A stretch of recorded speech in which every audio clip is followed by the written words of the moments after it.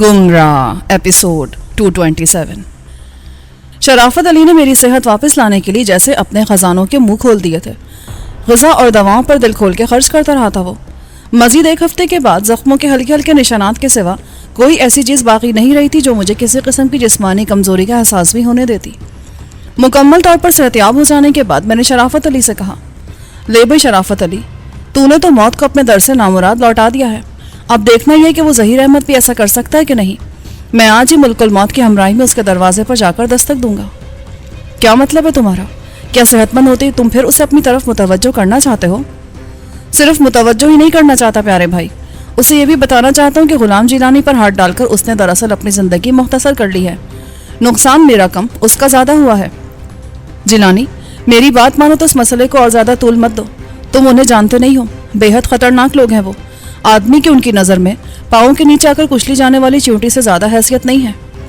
और तुम मुझे नहीं जानते हो शराफत अली, मुझसे दुश्मनी करने वाले के लिए ज़मीन छोटी पड़ जाती है बहुत। मैं जानता हूँ, सुना है मैंने बहुत कुछ तुम्हारे बारे में भी। खुद डॉक्टर धुम्मन और आलिया जिंदा मिसालें हैं उसकी। वो लोग महज तुम्हारी वजह से मुल्क छोड़कर चले गए, हालांकि कुछ कम दस दराज नहीं थे वो भी। फिर भी तुम मुझे उससे डराने की कोशिश कर रहे हो, उस ज़हीर अहमद से। हैरत की बात नहीं है ये। बात डराने या धमकाने की नहीं है जिलानी।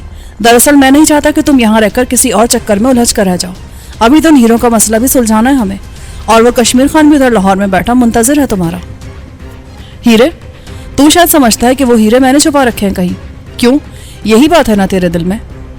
तुम गलत समझ रहे हो जिलानी, मैं ये नहीं समझता। शुबा हुआ था पहले मुझे, मगर तुम्हारी बीमारी के दौरान हमने तुमसे मुतल्लिक एक एक चीज़ को खूब अच्छी तरह देख लिया है। तुम्हारी तरफ से तुम इत्मीनान कर चुके हैं पूरा, लेकिन हम उन पर सब्र करके तो नहीं बैठ सकते। तलाश तो करना ही है उन्हें, और ये काम तुम्हारे ताउन से ही हो सकता है। तो मैंने कब इनकार किया है? मैं तो उस रात भी उस मुहिम पर ही निकला था तुम्हारे साथ, लेकिन वो अपनी टांग अड़ा बैठे दरमियान में। अब अपनी बात का जवाब दिए बगैर मैं आगे नहीं जा सकता। क्या सोचेंगे वो अपने दिल में? ये भी तो सोचो, उधर लाहौर में बैठा कश्मीर खान क्या सोच रहा होगा।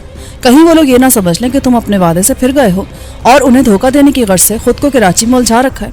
क्या वो ऐसा नहीं सोच सकते? कश्मीर खान के लिए मैंने हैदर से कह दिया था, वो फ़ोन करेगा तो उससे कह देना कि मैं कराची में हूँ अभी। मालूम है ये बात उसे, 3 बार फ़ोन पर बात कर चुका वो मुझसे। उसे हमारे मसाइल से कोई दिलचस्पी नहीं है। वो तो बस ये चाहता है कि जिस तरह भी हो तुम उसका माल लेकर जल्द अज जल्द अमेरिका चले जाओ दोबारा। उल्लू का पट्टा है वो कश्मीर खान।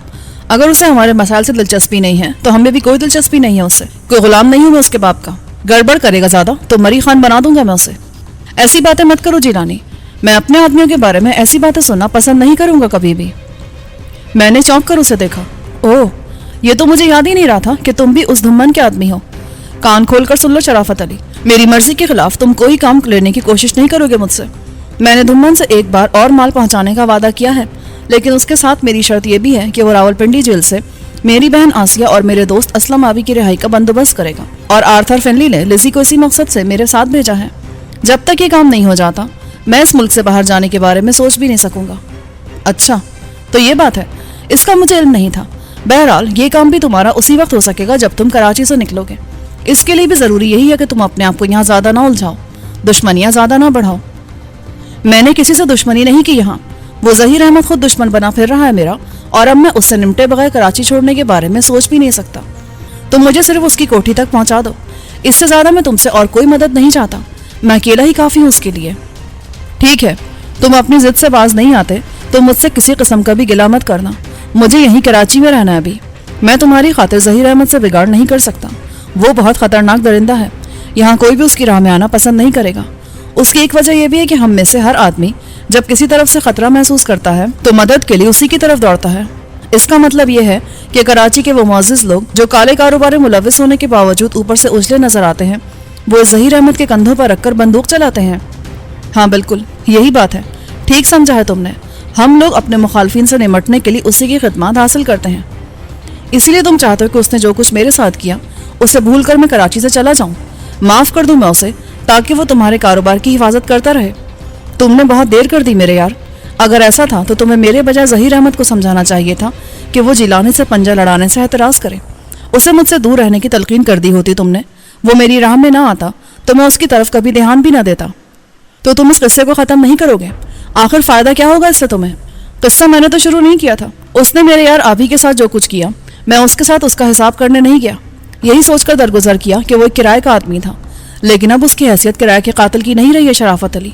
اب اس نے براہ راست مجھ پر ہاتھ ڈالا ہے، مجھے للکارا ہے، اور اگر میرے حصے کی سانسیں بھی باقی نہ ہوتی تو اس نے کسی تاریخ قبر میں مجھے اتارنے کا انتظام کر دیا تھا۔ شرافت علی نے غصے سے مٹھیاں بھیجتے ہوئے کہا، وہ کمینہ نادانستگی میں کیا کر بیٹھا ہے؟ اسے احساس نہیں ہے جیلانی، یقین کر میرے یار، میں اسے بچانے کے لیے تجھے نہیں روک رہا ہوں۔ یہ ٹھیک ہے کہ وہ ہمارے کام آتا رہتا ہے، لیکن ہم اسے اس کی اجازت بھی نہیں دے سکتے کہ وہ ہمارے دوستوں سے زیادتیاں کرتا پھرے۔ عجیب آدمی ہے تو بھی، شرافت علی تو مجھے کہیں سے بھی نہیں لگتا۔ تیری باتوں میں اتنی ٹیڑھ ہوتی ہے کہ میری سمجھ میں نہیں آتا کہ آخر تو چاہتا کیا ہے۔ کبھی کہتا ہے کہ قصہ ختم کر دوں اور معاف کر دوں اس بھیڑیے کو، کبھی کہتا ہے کہ وہ قابل گردن زدنی ہے۔ میرے یار، تو صاف صاف بات کیوں نہیں کرتا؟ صاف صاف بات یہی جیلانی کہ تجھے سب کچھ بھول کر جلد از جلد کشمیر خان سے ملنا چاہیے۔ وہ بہت بے چین ہے تجھ سے ملنے کے لیے، بس اسی لیے میں نہیں چاہتا کہ تو یہاں کسی سے الجھے۔ اگر ظہیر احمد سے انتقام لینا ہی مقصود ہے تو تجھ سے میں وعدہ کرتا ہوں کہ اگلی بار جب تو کراچی آئے گا تو ظہیر احمد عدم کو سدھار چکا ہوگا۔ نہ جیلانی اپنا حساب دوسروں کے کھاتے میں منتقل کرنے کا عادی نہیں ہے یار جی۔ کشمیر خان میری راہ دیکھتے دیکھتے اگر مر بھی جائے تو مجھے پرواہ نہیں ہے اس کی، میں اپنا سینہ ٹھنڈا کیے بغیر نہیں جا سکتا کہیں بھی۔ اگر تم مجھے ظہیر کے مکان تک نہیں پہنچا سکتے ہو تو تم بھی بیٹھو ادھر ہی، میں خود ہی تلاش کر لوں گا اسے۔ مجھے غصہ آ گیا تھا اس کی باتوں پر، میں اٹھ کھڑا ہوا۔ لزی نے مجھے یوں جاتے دیکھا تو تیزی سے میری طرف بڑھتے ہوئے بولی، آپ اکیلے کہیں نہیں جائیں گے جناب، میں بھی آپ کے ساتھ چلوں گی۔ میں اس کی طرف دھیان دیے بغیر تیزی سے باہر چل دیا۔ باہر شرافت علی کی کار موجود تھی، اس کا ڈرائیور بھی کار کے قریب ہی کھڑا تھا، مگر اس سے کچھ کہے بغیر میں کار کی ڈرائیونگ سیٹ کا دروازہ کھول کر اندر جا بیٹھا۔ لزی بھی تیز تیز قدم اٹھاتی میرے پیچھے چلی آ رہی تھی۔ جتنی دیر میں نے کار اسٹارٹ کی وہ دوسری طرف سے آ کر میرے ساتھ والی سیٹ پر دروازہ کھول کر بیٹھ گئی۔ ڈرائیور حیران کھڑا مجھے دیکھ رہا تھا۔ میں اسے یوں ہی حیران پریشان چھوڑ کر کار ریورس کر کے بنگلے سے باہر نکلا اور کچھ سوچے سمجھے بغیر یا منزل کا تعین کیے بغیر اسے ایک جانب دوڑا دیا۔ مجھے اس شرافت علی پر بہت غصہ آ رہا تھا۔ مجھے اس کی یہ بات ایک آنکھ نہیں بھائی تھی کہ مجھے ظہیر سے اپنی ذلت کا بدلہ لینے سے روکنا چاہتا تھا۔ وہ اسے میری عزت نفس سے زیادہ میرے دوبارہ امریکہ جانے سے دلچسپی تھی۔ اس کی خاطر وہ ان گمشدہ ہیروں کو وقتی طور پر بھول جانے پر آمادہ نظر آتا تھا۔ وہ احمق آدمی یہ سمجھے بیٹھا تھا کہ میں نے سچ مچ دھمن سے دوستی کر لی ہے اور اب میں ان کے لیے کام کرنے پر رضامند ہو چکا ہوں۔ وہ مجھے بھی اپنے دوسرے کارندوں کی طرح اپنے اشاروں پر ناچتے دیکھنا چاہتا تھا۔ وہ شاید یہ سمجھے بیٹھا تھا کہ امریکہ میں دھمن اور عالیہ نے غلام جیلانی کی برین واشنگ کر دی ہے۔ سارے بل نکال دی انہوں نے میرے، اور میری ناک میں نکیل ڈال کے اس کا سرا شرافت علی کو تھما دیا ہے۔ میں دل ہی دل میں پیچوتاب کھا رہا تھا۔ اس عالم میں ہوش میرے بالکل ٹھکانے نہیں رہے تھے۔ میں اندھا دھند کار کی رفتار بڑھائے چلا جا رہا تھا۔ میری یہ کیفیت دیکھ کر لزی نے مجھے ٹوکا، اب کیا خودکشی کرنے کا ارادہ کر لیا آپ نے، یا ظہیر احمد کے بجائے کسی راہگیر کو کچل دینا چاہتے ہیں؟ مجھے جیسے ایک دم ہوش آ گیا۔ میں نے چونک کر اسے دیکھا اور کار کی رفتار کم کرتے ہوئے کہا، تم نے دیکھا لزی، کتنے خود غرض لوگ ہیں یہ۔ اس ذلیل کتے کو اس سے کوئی غرض نہیں ہے کہ میرے ساتھ ہوا کیا ہے۔ وہ یہ چاہتا ہے کہ میں سب کچھ بھول کر بس ان کے اشاروں پر ناچتا رہوں۔ دیکھیے جناب علی، یہ آپ کا خالص کاروباری معاملہ ہے، اور چونکہ میں اس کی اونچ نیچ سے واقف نہیں ہوں اس لیے ممکن ہے میں آپ کو کوئی صحیح مشورہ نہ دے سکوں۔ پھر بھی میں اتنا کہوں گی کہ اس وقت آپ زیادتی کر رہے ہیں اس کے ساتھ۔ اس نے گزشتہ 3 ہفتوں میں بڑی خدمت کی ہے آپ کی، ہر طرح سے خیال رکھتا رہا ہے وہ آپ کا۔ اگر آپ کا کوئی بھائی ہوتا تو وہ بھی اس سے زیادہ نہیں کر سکتا تھا جتنا اس نے کیا ہے، اور آپ ایک ذرا سی بات پر مشتعل ہو گئے۔ یہ ذرا سی بات ہے؟ تم اسے ذرا سی بات کہتی ہو؟ میری جان لینے میں کیا کسر چھوڑی تھی اس نے؟ زندگی تھی جو دوبارہ تم دیکھ رہی ہو مجھے۔ میں جانتی ہوں آپ کی بات غلط نہیں ہے، اور یہ بات اسے نرمی سے بھی سمجھائی جا سکتی تھی۔ وہ بھی اپنی طرف سے نہیں کہتا کچھ، اوپر والوں نے مجبور کیا ہوگا اسے بھی۔ یہ کیوں نہیں سوچتے آپ، وہ کوئی اپنی مرضی کا مالک نہیں ہے ان معاملات میں۔ ہاں، یہ تم نے ٹھیک کہا ہے، مگر وہ مجھ سے اس طرح بات کر رہا تھا جیسے وہ مجھے اپنے حکم کے تابع سمجھتا ہو۔ اسے اس طرح بات نہیں کرنی چاہیے تھی۔ میں یہ برداشت نہیں کر سکتا کہ کوئی مجھ پر حکم چلائے۔ ایسی بات نہیں ہے جناب علی، وہ غریب تو آپ سے ڈرتا ہی رہتا ہے ہمیشہ، وہ آپ پر حکم کیسے چلا سکتا ہے؟ اس کی تو ہر دم یہی کوشش ہوتی ہے کہ آپ اس کی کسی بات سے ناراض نہ ہو جائیں۔ اب یہی دیکھ لیجئے، آپ غصے میں آ کر اس کی کار لے کر نکل آئے ہیں، مگر اسے اتنی جرأت بھی نہ ہو سکی کہ وہ آپ کو روک سکتا۔ لزی کی باتوں نے میرے دماغ کی ساری گرمی دور کر دی۔ میں سوچنے لگا، واقعی یہ تو مجھ سے زیادتی ہو گئی اس کے ساتھ۔ مجھے ایک دم اس طرح طیش میں نہیں آنا چاہیے تھا۔ اس نے ایسی بری بات بھی نہیں کہی تھی مجھ سے۔ وہ تو مجھے مصائب کے جنگل میں اترنے سے روکنے کی کوشش کر رہا تھا۔ اس کا خیال تھا میں ابھی ان خوخار درندہ صفت دشمنوں سے مقابلہ کرنے کے قابل نہیں ہو سکا ہوں۔ میں تمہارا شکر گزار ہوں لزی کہ تم نے مجھے بروقت ڈوبنے سے بچا لیا۔ سور کا بال پڑ گیا تھا میری آنکھوں میں، احسان بھلا بیٹھا تھا میں اس کے کیا سوچتا ہوگا وہ کہ کیسا کمینہ شخص ہے جس کے ساتھ میں نے بھلائی کی. خدا کا شکر ہے کہ آپ کو جلدی عقل آ گئی. چلیں اب واپس چلیں. ہاں چلو چلتے ہیں واپس, اور میں چل کر معافی مانگ لوں گا اس سے. بہت برا کیا میں نے اس کے ساتھ. میں نے اگلے چوراہے سے گاڑی واپس موڑ لی. جہاں سے میں نے گاڑی واپس موڑی وہ علاقہ مجھے کچھ جانا پہچانا سا لگا. میں نے ادھر ادھر نظریں دوڑائی تو معلوم ہوا کہ میں ناظم آباد چورنگی تک آن پہنچا تھا اور اب گولی مار کے علاقے سے گزرتا ہوا لسبیلا کے پل کی طرف بڑھ رہا تھا. یہ علاقہ مجھے اس لیے یاد تھا کہ پچھلی بار جب میں کراچی آیا تھا تو یہاں پر کچھ دیرینہ دوستوں سے میری ملاقات ہوئی تھی. اس کے علاوہ آبی کی آنکھوں کی روشنی واپس لانے کے لیے میں نے دھنمنی کے خاص آدمی سواد خان کو اسی گولی مار سے اغوا کیا تھا. چنانچہ اس علاقے کو میں بھول نہیں سکتا تھا. گولی مار کے پل پر پہنچ کر لزی نے مجھ سے کہا, جناب عالی آپ کو کوئی خاص بات محسوس نہیں ہو رہی؟ کیسی خاص بات؟ میں سمجھا نہیں. تمہارا اشارہ کس طرف ہے؟ بہت دیر سے سفید کار کو میں اپنے پیچھے لگا دیکھ رہی ہوں. پہلے تو میں یہ سمجھتی رہی کہ شاید اسے بھی اسی راستے سے کہیں جانا ہوگا, لیکن جب آپ نے کار واپسی کے لیے موڑی تو وہ کار بھی واپس مڑ گئی ہے اور 2 گاڑیوں کے پیچھے اب بھی ہمارے تعاقب میں چلی آ رہی ہے. میں نے بیک ویو مرر پر نگاہ ڈالی تو جلد ہی مجھے وہ سفید کار نظر آ گئی. میں نے گاڑی کی رفتار بڑھاتے ہوئے لزی سے کہا, تم نظر رکھو اس پر. میں قائد اعظم کے مزار کے قریب گاڑی روک کر انہیں قریب آنے کا موقع دوں گا. پہلے یہ جاننا ضروری ہے کہ اس گاڑی میں کون ہمارا تعاقب کر رہا ہے. ٹھیک ہے, آپ ڈرائیونگ کی طرف توجہ رکھیں اپنی. بڑی رف ڈرائیونگ ہوتی ہے یہاں تو. میں گاڑی چلاتا رہا. کچھ ہی دیر بعد لزی بولی, وہ قائد کا مزار بھی آ گیا ہے قریب ہی. وہ گاڑی اب تک ہمارے تعاقب میں موجود ہے. اب کیا کریں گے آپ؟ بس دیکھتی رہو. میں نے اسے جواب دیا اور مزار سے پہلے ہی جو سڑک الٹے ہاتھ کو مڑتی ہے ادھر گاڑی موڑ کر سڑک کے کنارے لگا کر روک دی. تعاقب میں آنے والوں کو یہ گمان بھی نہ ہوگا کہ میں موڑ کاٹتے ہی رک کر کھڑا ہو جاؤں گا. انہیں فکر ہوگی کہ کہیں میں کسی گلی میں گھس کر ان کی نظروں سے اوجھل نہ ہو جاؤں. چنانچہ انہوں نے مجھ پر نظر رکھنے کے ارادے سے تیزی کے ساتھ موڑ کاٹا. موڑ کاٹتے ان کی کار کے ٹائر بہت زور سے چیخے اور اس سے پہلے کہ ان کی نگاہ میری کار پر پڑتی وہ میری کار کے قریب پہنچ چکے تھے. میں اس کار میں جانو کو دیکھ کر بے اختیار مسکرا اٹھا. اس نے بھی مجھے دیکھ لیا تھا. ایک لمحے کے لیے ہم دونوں کی نگاہیں چار ہوئیں. مجھے دیکھ کر وہ اپنی کار تیزی سے آگے نکال لے گیا. میں نے بھی اپنی کار آگے بڑھا کر اس کی گاڑی کے پیچھے لگا دی. اب صورتحال تبدیل ہو چکی تھی. پہلے وہ میری لالمی میں ہمارا تعاقب کر رہے تھے, اب میں اس کے پیچھے تھا اور وہ جانتا تھا کہ میں اس کے پیچھے لگ چکا ہوں. وہ نہ جانے کب سے میرے تعاقب میں تھا. اگر لزی میرے ساتھ نہ ہوتی یا اس نے ارد گرد نگاہ نہ رکھی ہوتی تو میں اس کے تعاقب سے آگاہ نہیں ہو سکتا تھا. میں انہیں شہر بھر میں تلاش کرتا پھرتا اور وہ میری دم کے ساتھ بندھا میرے پیچھے چلتا رہتا اور بے خبری میں کسی مناسب مقام پر مجھے اچانک چھاپ لیتا. شاید وہ لوگ مستقل طور پر اس بنگلے کی نگرانی کرتے رہے تھے جہاں شرافت علی نے ہمیں ٹھہرا رکھا تھا. اس نگرانی کا اس کے سوا کوئی دوسرا مقصد نہیں ہو سکتا تھا کہ جیسے ہی میں تندرست ہو کر گھر سے باہر نکلوں وہ میرے پیچھے لگ جائے اور موقع ملتے ہی مجھے ایک المناک انجام سے دوچار کر دیں. مکان کی نگرانی یقیناً جانو یا ظہیر احمد خود نہیں کرتے رہے ہوں گے, کیونکہ اول تو وہ مصروف آدمی تھے, کسی ایک جگہ بند کر نہیں بیٹھ سکتے تھے. دوسرے شرافت علی اور اس کے آدمی بخوبی انہیں پہچانتے تھے. وہ انہیں بنگلے کے آس پاس دیکھ کر چونکن نہ ہو جاتے اور پھر انہیں مجھ پر اکیلے میں ہاتھ ڈالنے کا موقع نہیں دیتے. انہوں نے اس کام پر دوسرے لوگوں کو مقرر کیا ہوگا. میرے گھر سے نکلتے ہی نگرانی کرنے والوں میں سے کسی نے جانو کو اطلاع دے دی ہوگی اور وہ اس راستے میں سے کسی جگہ ہمارے ساتھ لگ گیا ہوگا. جو کچھ بھی ہوا بہرحال اب تو بازی پلٹ ہی چکی تھی. میں نے اپنی گاڑی اس کے پیچھے لگا دی اور اسے نکل بھاگنے کا میں کوئی موقع نہیں دینا چاہتا تھا. کچھ دیر تک تو وہ ادھر ادھر سڑکوں اور گلیوں میں چکراتا اور ٹریفک کے ہجوم میں مجھے ڈاج دے کر نکلنے کی کوشش کرتا رہا. لیکن جب اسے یہ یقین ہو گیا کہ میں کسی طرح اس کی جان چھوڑنے والا نہیں ہوں تو اس نے کھڑکی سے سر باہر نکال کر ایک ہاتھ سے مجھے اپنے پیچھے آنے کا اشارہ دیا اور کار ایک مصروف شارہ پر ڈال دی. وہ نہ جانے کہاں کہاں مجھے چکراتا پھرا تھا. وہ ساری ہی گلیاں اور سڑکیں میرے لیے اجنبی تھیں. کوئی 15 منٹ بعد ہم ڈرگ روڈ پر جا چڑھے اور تیزی سے ایئرپورٹ کی طرف بڑھنے لگے. پھر ایئرپورٹ بھی پیچھے رہ گیا, لیکن جانو نے اپنی کار نہ کہیں موڑی اور نہ کہیں روکی. وہ آگے ہی آگے بڑھتا چلا جا رہا تھا. لزی یوں اندھا دھند مجھے اس کا پیچھا کرتے دیکھ کر بولی, یہ کہاں جا رہا ہے؟ کچھ اندازہ ہے آپ کو؟ کہیں دھوکے میں ہم مارے نہ جائیں. یہ تو مجھے بھی نہیں معلوم کہ یہ کہاں جا رہا ہے. تم دیکھ رہی ہو جس سڑک پر ہم ہیں اس کے ساتھ ہی ریلوے لائن بھی چل رہی ہے. اس سے میں یہ اندازہ کر سکتا ہوں کہ وہ ہمیں شہر سے باہر کسی ویرانے میں لے جانا چاہتا ہے. یہ بھی تو ہو سکتا ہے کہ اس کی منزل ان کی کوئی خفیہ کمین گاہ ہو جہاں اس کے اور بھی ساتھی موجود ہوں. اگر ایسا ہوا تو کیا ہمارے لیے ان سب سے بیک وقت مقابلہ کرنا ممکن ہو سکے گا؟ میں نے اپنے طلسم انگوٹھی کو دیکھا اور بے اختیار مسکرا کر کہا, اب جو بھی ہو لزی, اس کھوتے دے پتر ظہیر احمد کی دم میرے ہاتھ میں آ گئی ہے. میں چھوڑوں گا نہیں اسے کسی قیمت پر بھی. ہاں اگر تمہیں کوئی خدشہ ہو تو تم اتر جاؤ یہیں کہیں اور کسی ٹیکسی وغیرہ میں واپس چلی جاؤ. کیسی باتیں کرتے آپ؟ میرا مطلب یہ نہیں تھا. یہ کیسے سوچ لیا آپ نے کہ میں کسی مشکل گھڑی میں آپ کا ساتھ چھوڑ دوں گی؟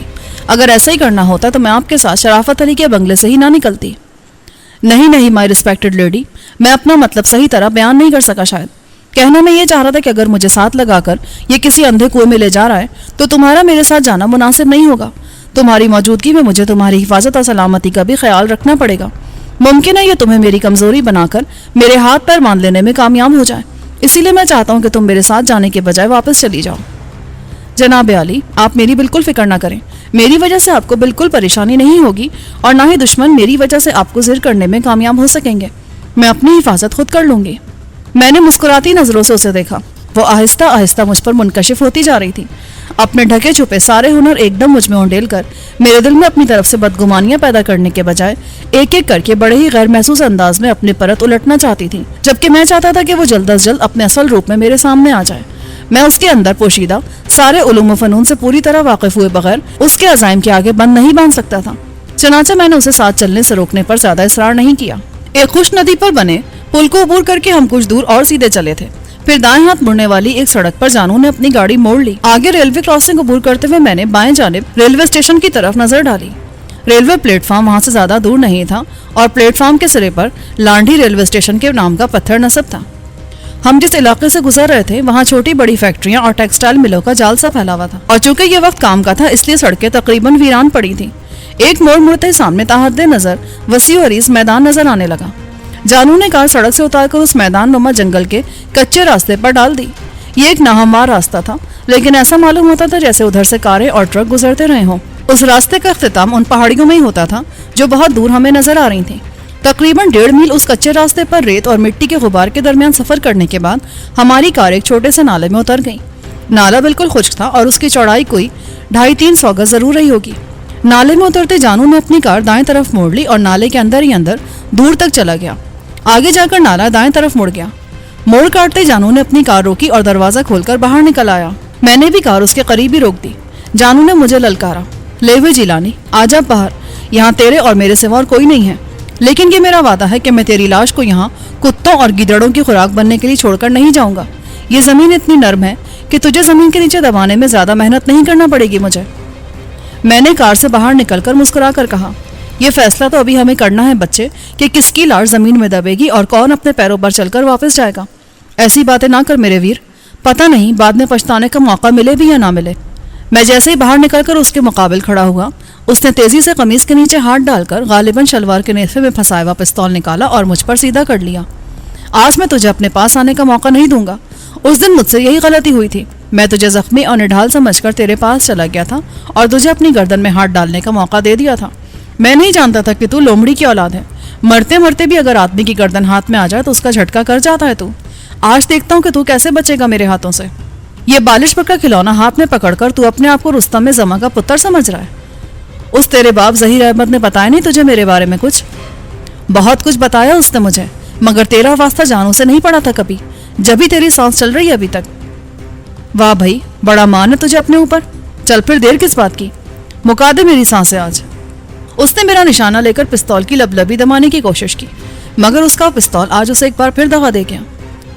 وہ اسے بار بار دباتا تھا اور الجھن آمیز نگاہوں سے کبھی پستول کو اور کبھی مجھے دیکھتا تھا. میں آہستہ آہستہ اس کی طرف بڑھنے لگا. میں نہ کہتا تھا اس کھلونے پر نہ اترا، دیکھا آج اس نے پھر تیرا ساتھ چھوڑ دیا، اب کیا کرے گا تو؟ اس نے جھنجھلا کر پستول مجھ پر کھینچ مارا. میں جانتا تھا وہ ایسا ہی کرے گا، لہٰذا میں اس کے لیے پہلے سے تیار تھا. جیسے ہی اس کے پستول والے ہاتھ نے حرکت کی، میں پھرتی سے ایک طرف ہو گیا. مگر وہ بھی کوئی اناڑی نہیں تھا، لڑنے کا فن خوب جانتا تھا وہ.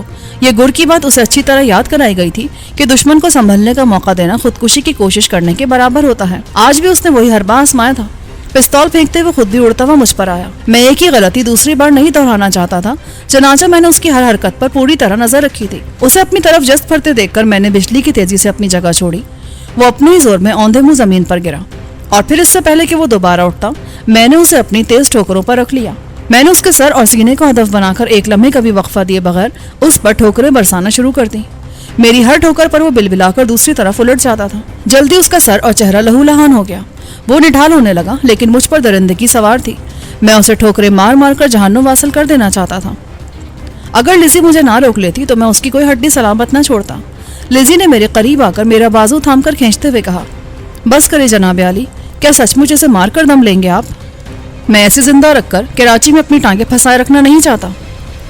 میری بات ادھوری رہ گئی. وہ نیم مردہ جانو جسے بے جان سمجھ کر لزی نے مجھے الگ کھینچ لیا تھا اچانک مجھ پر آن پڑا.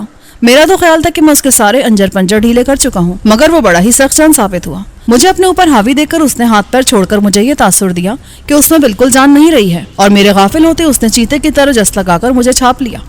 وہ مجھے ساتھ لیے نیچے گرا اور دونوں ہاتھوں سے میری گردن دبانے کی کوشش کرنے لگا. میں نے مزاحمت کے لیے ہاتھ بلند کیے تو اس کی گردن میرے قبضے میں آ گئی، لیکن میرے ہاتھوں نے جیسے ہی اس کی گردن کو چھوا وہ ایک دم اچھل کر کھڑا ہو گیا. ایک بار وہ اپنی گردن میرے ہاتھوں میں دے کر اس کا نتیجہ دیکھ چکا تھا، چنانچہ اس بار وہ مجھ سے دور ہی رہنا چاہتا تھا. وہ مجھے چھوڑ کر اٹھا تو میں نے اٹھنے کے بجائے لیٹے ہی لیٹے دونوں ٹانگیں اٹھا کر پوری قوت سے اس کی کمر پہ دے ماری. وہ چیخ مار کر کٹے ہوئے شہتیر کی طرح اوندھے منہ گرا. میں تیزی سے بائیں جانب لوٹ لگا کر اس جگہ سے ہٹ گیا. اگر میں ہٹنے میں ذرا بھی دیر کرتا تو وہ میرے اوپر ہی گرتا. اس کے گرتے ہی میں اٹھ کھڑا ہوا. اس نے بھی دوبارہ اپنے پیروں پر کھڑا ہونے میں دیر نہیں لگائی تھی.